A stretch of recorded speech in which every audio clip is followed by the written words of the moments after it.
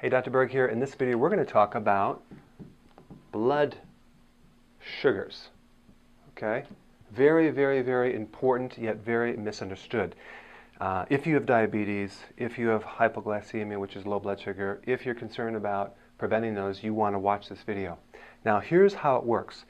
The law of the body is that no matter what, the body must maintain a certain level of sugar in the blood. Okay, so the blood sugar level, we'll call it glucose level, should always be right around 100.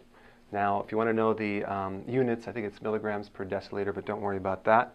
But there's blood testing units that you can test your blood, and it should be right here. Now, it does range between 80 and 110, but if that blood sugar goes too high, okay, that's called hyperglycemia. That means that's diabetes.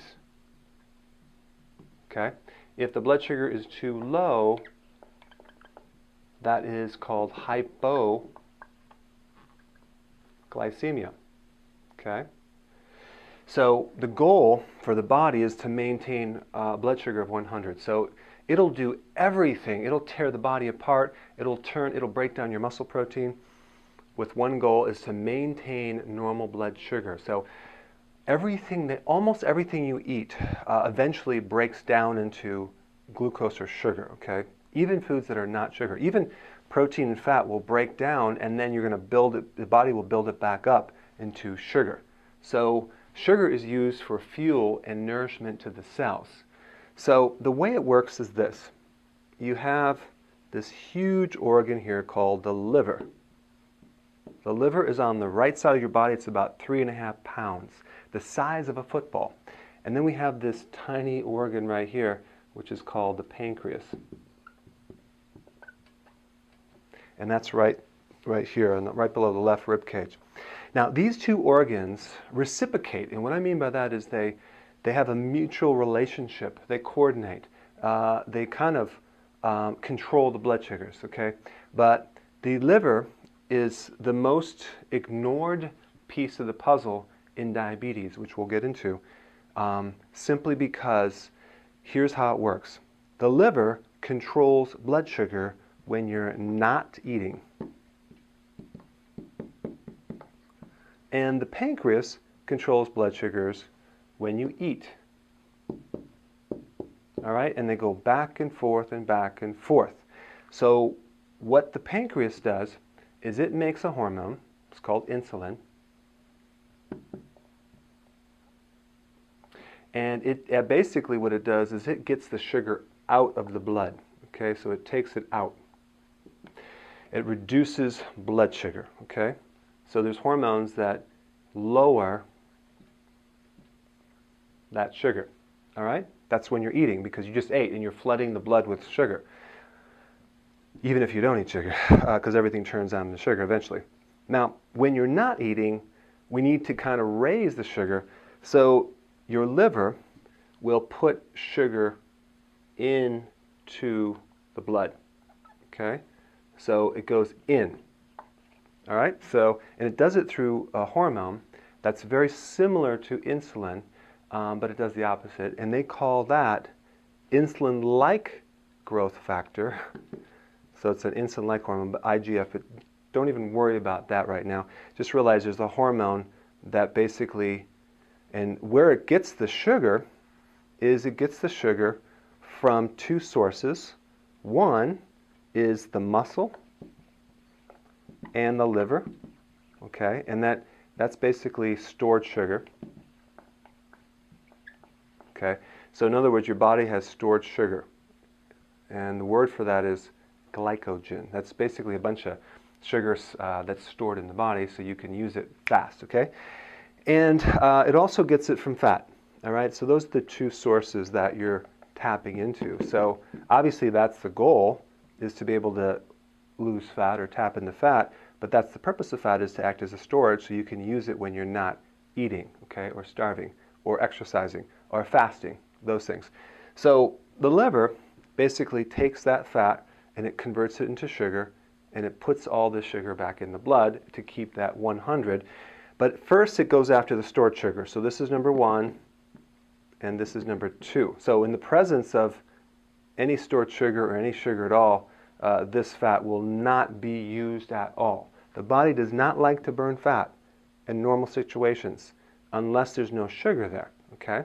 So the way it works simply is the pancreas regulates sugar, it pulls sugar out when you're eating, and then when you're not eating, the liver starts kicking in there and puts the sugar back in and starts to take this storage and start to put it back in the blood to maintain a sugar at 100. Now let's talk about briefly what happens when that sugar gets pulled out of the blood when insulin goes up. Okay, so there's 3 situations that occur. Number 1, that energy, that sugar could be used as energy, immediate energy. Let's say you're exercising, so you're going to be using up your energy, or during a marathon, the person's eating sugar and it's kind of burning up. Or number 2, it's being stored as sugar, that's stored sugar in your liver and in the muscles. So we want that to happen because if it's stored, then it's not converted to fat. Okay, so I'd rather have stored sugar than fat, right? Because stored sugar is just going to use for energy, but we don't want too much. So there's a certain amount of sugar that's stored in the body. But in order to store this sugar right here, what happens is that you need potassium, all right? Without potassium, you can't store sugar. So for every sugar little molecule, you need 1 potassium molecule, like that. So potassium is like the glue to hold the sugar together.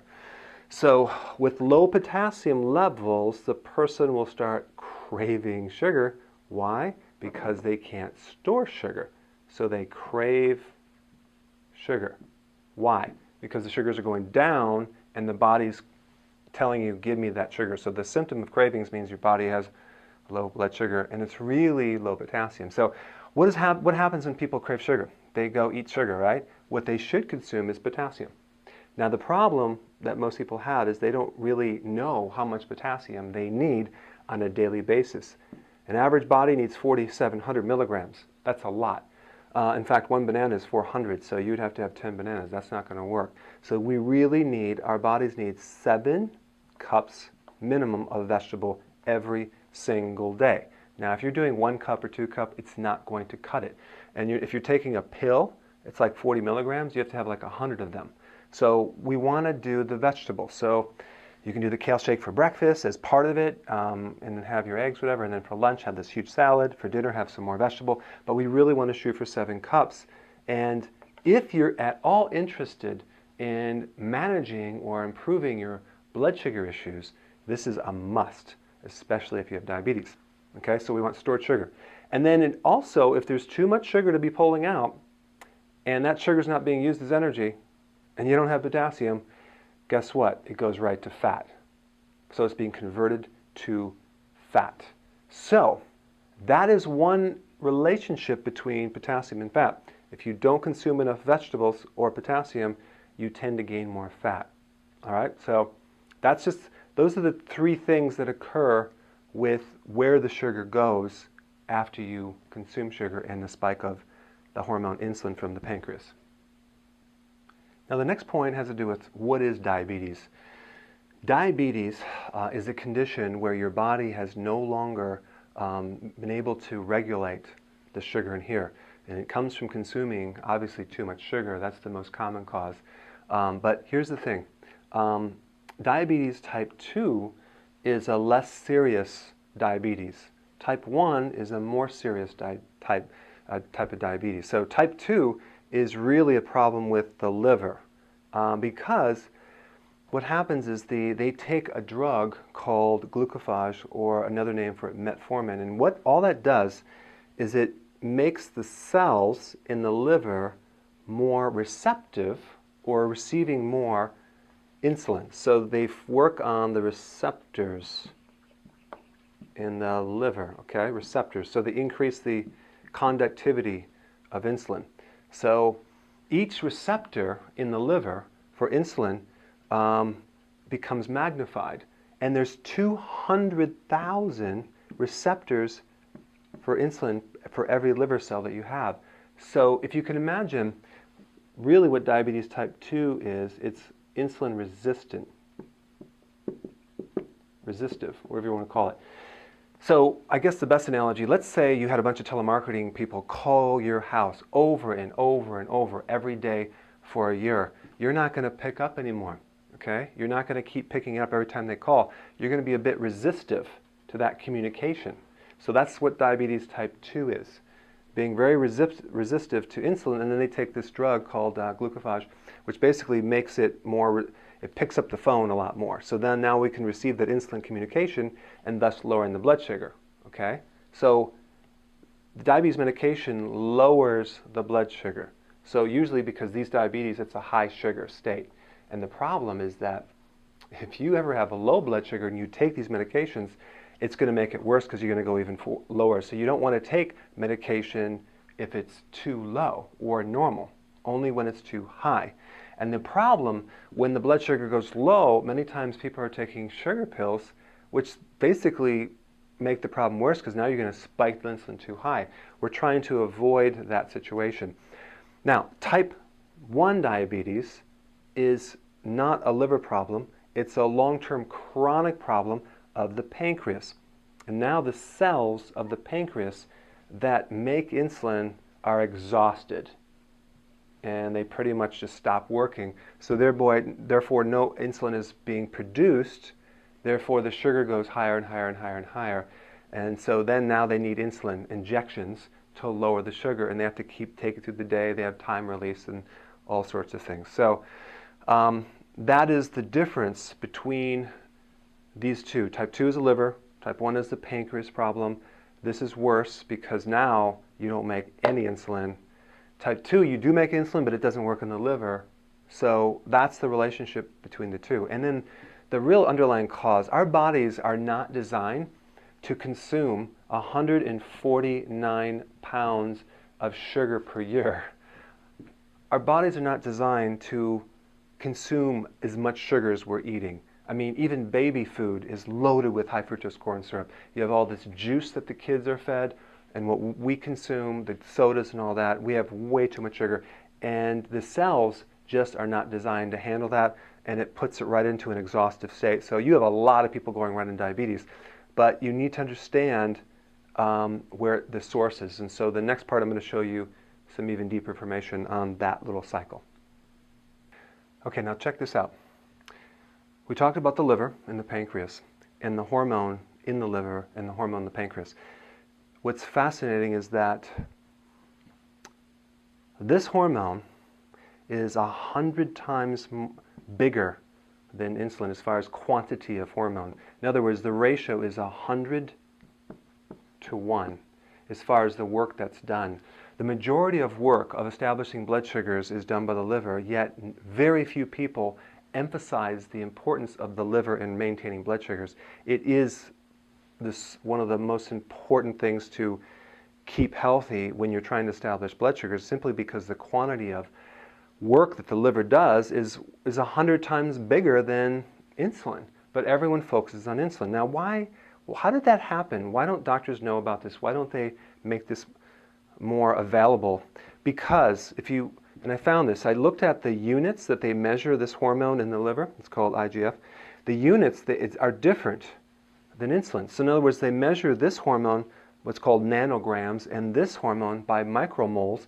So they're completely apples and oranges. So you cannot see this 100 to 1 ratio. In other words, it's kind of like measuring metric versus inches, or Celsius versus Fahrenheit, or gallons versus ounces.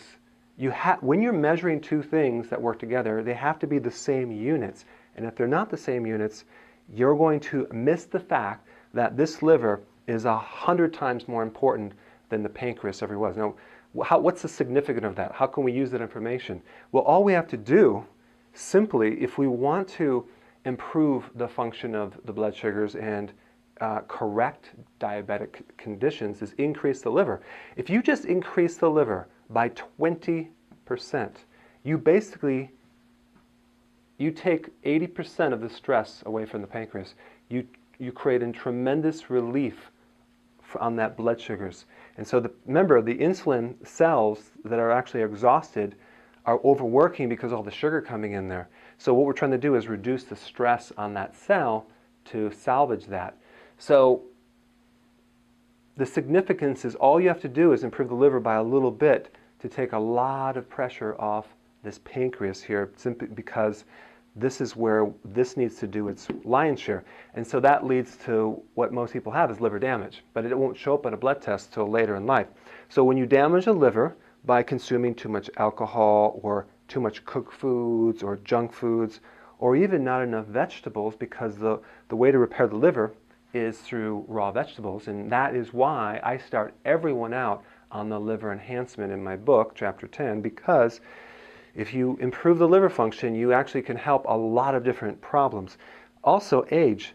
Every decade you get older and you reach the age of 50, you lower this hormone called growth hormone. Now, some of you have heard that the relationship between growth hormone and anti-aging. Well, growth hormone is a major trigger for the liver to release this hormone right here that regulates blood sugars. So really, IGF, insulin-like growth factor, is an extension of growth hormone. They're both almost identical in function. So growth hormone does a lot for regulating blood sugars. So we want to keep this high. And so let's say you're not eating a lot of sugar. Well, it could be that you're just getting older to the fact that the liver's not receiving that growth hormone as much. So there are things you can do to improve it, but the fact that is the growth hormone, when that goes down, you have to be even better on your diet because you don't have the full capacity of that regulation of that liver function. See, growth hormone does three things. It burns fat because it really mobilizes fat for the blood sugars. It also helps you, it's anti-aging, and it protects your proteins. So it's called a protein spare hormone. And what that means is that it prevents your protein from breaking down into sugar and used for fuel. Okay, so it protects your protein. What protein? Collagen. So you avoid getting this loose skin, sagging belly, all that. And also it protects your cartilage and collagen in your knees and your shoulders and these other joints. So it's a very important thing in protecting muscle protein breakdown that's occurring from the cortisol, from the stress. Remember that cortisol hormone, which is very destructive on your cells when you go through a lot of stress, that will break down your muscle protein, especially in your thigh muscle and your legs. That's why you can't get your thigh muscles toned, because you have too much of this darn destructive cortisol and not enough of that. So we're trying to reverse this process. So how do we do it? Number one, intense exercise is very good, but that would be interval training. Very important to keep growth hormone up. And I'm talking like short little tiny workouts, maybe 30 seconds, resting for 3 minutes, back and forth every other day, versus the treadmill. That will actually enhance growth hormone. Unless you're really, really stressed and you're not sleeping, you're going to have to walk. But eventually you want to work up to interval training, okay? And then number two, sleeping. You need to sleep 7-8 hours to keep this growth hormone really high. And then the next thing is you need to get your liver healthy. You need to do the liver enhancement. You need to really protect your liver and improve it. And so what are the foods that will improve the liver? My favorite is, you guessed it, kale. Everything comes back to that kale, doesn't it? We've talked about that in every single video, and kale is one of the superfoods to heal and protect your liver, because the liver loves the bitter vegetables, and it's low sugar, and it has a lot of properties to restore liver function. And when you have that kale shake in the morning, the liver will improve, and you'll get a lot of potassium, and you'll get more growth hormone, and you'll get less insulin, and you'll crave less, and you'll be able to maintain your age better and prevent the protein breakdown. And I've had lots of people improve their blood sugars by taking kale. So I hope this video helped you understand some of the basics of blood sugars and apply this information, and I'll see you in the next video.